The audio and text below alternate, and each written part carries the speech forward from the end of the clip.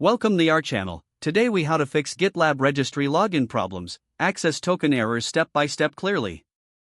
To fix GitLab Registry login problems due to access token errors, start by checking your access token permissions. Ensure that the token has the required scope to access the container registry.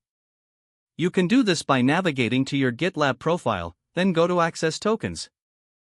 Create a new token if necessary, ensuring you select the read_registry and write_registry scopes. After generating the token, copy it to your clipboard for later use. Next, open your terminal or command line interface. Use the following command to log in to the GitLab Container Registry. Bash docker login registry.gitlab.com. When prompted, enter your GitLab username. For the password, paste the access token you copied earlier. If login is successful, you will see a confirmation message. If you encounter an error, check for any extra spaces in your username or token. Make sure you are using the correct GitLab instance URL. Sometimes, corporate firewalls or network settings can block access.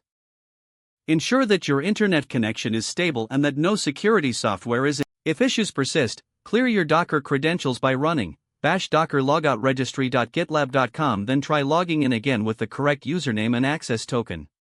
If you're using a CI/CD pipeline, verify that the access token is stored in the appropriate environment variables. Review the pipeline configuration for any misconfigurations or typos. Lastly, consult the GitLab documentation or community forums if the problem continues. They can provide additional insights or updates on any known issues.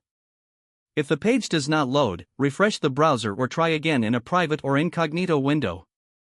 Make sure you are using the correct email address, then retype it carefully to avoid small typos. If your password is not accepted, use the reset option and create a new strong password you can remember.